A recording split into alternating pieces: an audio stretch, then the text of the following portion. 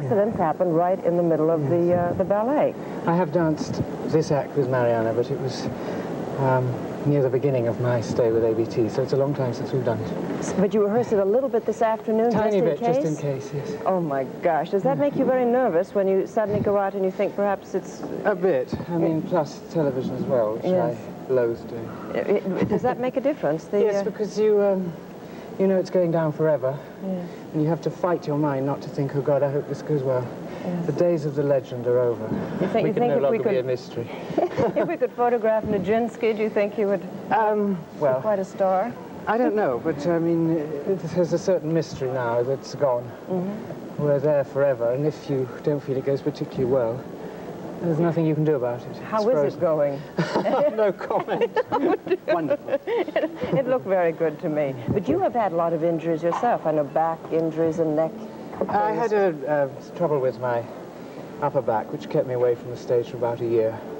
But in fact, it was a blessing in disguise. I needed a break from all this madness. And, but what does, I mean, as a dancer, that must give you one more thing to worry about, that perhaps you're going to go out there and do some leap and then not be able to work for 6 months. You don't think about that unless you are working with a rather painful injury.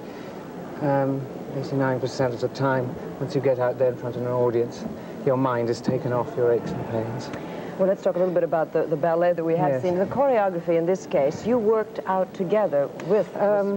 mostly that little section you saw at the beginning of this act, where I smoked the opium. Yes. That didn't exist before, and so we had to create this little scene to make sense of the rather abstract shade scene that follows. You see, they're really all visions of Nakia that I'm seeing.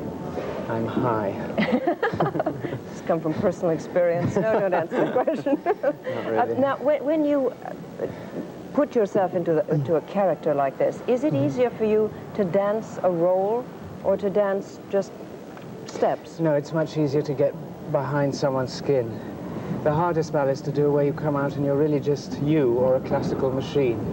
You have no flesh and bones of another person to fall behind. You're totally exposed. You just have to dance well and that's it. Whereas if you've got a little bit of motivation or a problem or something to convey, it takes you out of yourself. How do you see this character so long? Well, he's a bit like, in a way, like Albrecht and Giselle. I mean, he sort of betrays. You know, suddenly he's caught in between two loves and it's too late. The mess has all happened and he's entangled in this emotional mess. But it's hard. I haven't done it enough to find the right balance because it is a sort of old war horse of a ballet that one has to give new life. You can tend to verge into the silent movie bit if you're not careful. It's a very sort of heroic quality. It's very hard to... normally when I approach a role, I try to make it fit like a glove, make it feel natural to me. But this one, you have to make it a little larger than life in parts. And there's so much miming in it, the old-fashioned... Yes, yes, which one has, over the years, especially I have in the classics, we've tried to cut out that rather kabuki mime because no one knows what the hell we're going. I mean, it's like a...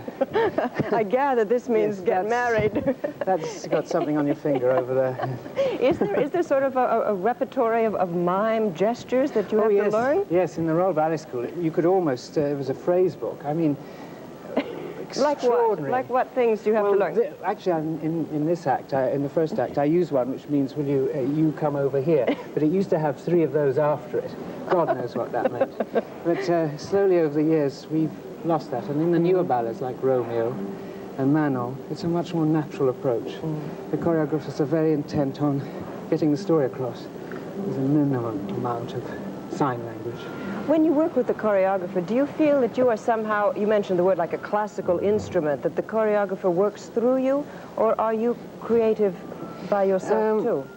Well, for just an example with Frederick Ashton, who I've worked with a lot, it's a wonderful experience because you feel you've created about 85% of it.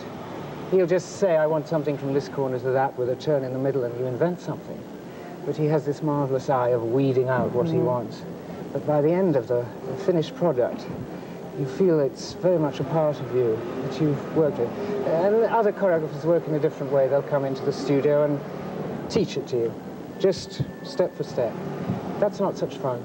You don't feel you've put your own stamp on it. So it's better to contribute in that sense. Can you add something extra during the performance? That happens when you've had a chance to perform them more. It doesn't really happen in rehearsal, but the more you perform a role, the more you have the freedom from the nervous tension to experiment with other things. And some of the, people... What form does nervous tension take for dancers? Oh, all forms. With me especially, it makes me...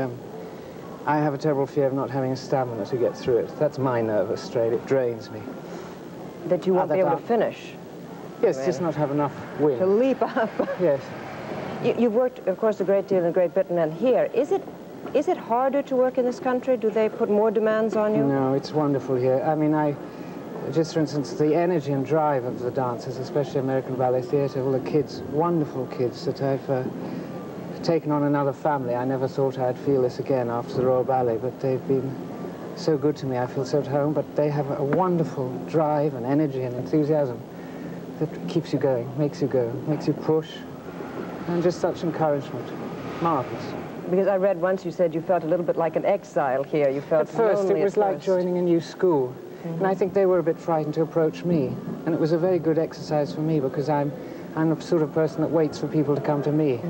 And I had to go and approach them. And they were, at the beginning, they didn't know, why was I here? And I felt I was being looked at. I couldn't stand up. I felt very nervous. And then I feel very much a part of them now. I'm very, very happy with them. If you were not a dancer, would you have been an actor? Oh, yes. Yes, I'd be an actor tomorrow. Oh, really? Yeah. You don't have this every day, the physical demands. You go from scratch every day to build up your stamina. We're always like school. We're always being told that's wrong, do this. You're striving. An actor has a little more freedom, I think. Plus, your career can't be that long. I mean, there are no character parts really in ballet, it depends whether you want to sort of... It's very important we have the artists that go from the big classical roles into the company because they give the background, the flesh to the big ballets. We need them very much. Whether I could do that, I don't know. Would you ever think in the future of going into contemporary dance? I mean... It again depends on my physical capabilities at whatever age.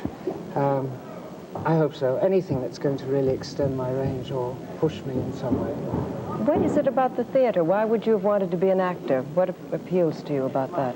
I just wanted to be a part of the theatre when I was at a very early age. I just caught the bug, the magic of it. I never wanted to be a classical dancer, ever. I just knew that through my teacher saying I had a talent as a dancer, that was my entry and pathway into the theatre.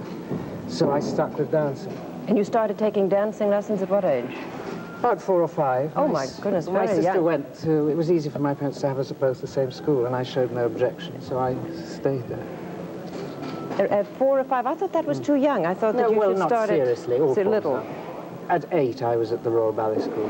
That's when the rot set in.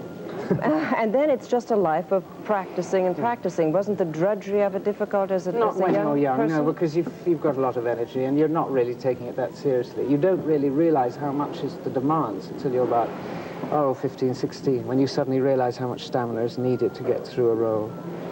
Do you have to be very careful of yourself then when you're not dancing, your diet and your Some sleep? are very lucky they can eat everything. Some of us have to watch.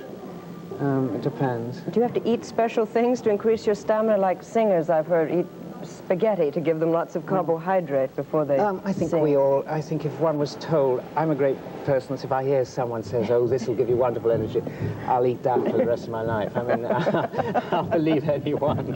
Whether it works, I don't know. Do these help your feet? They warm them up. They look like something for Alaska. When I first came over, the kids were wearing these, and I now know the secret. I mean, these down boots. They're down boots. It's like for skiing. Oh, that's it keeps all your and muscles. I live in them now, yes. Do you? Yeah. And now I know you're going to go and get ready for your next act, so I don't want to keep you too tied up. But thank you so much for talking to us now. And we are going to be talking with Natalia Makarova shortly about the accident she had and what happened. And we'll be right back after this short pause.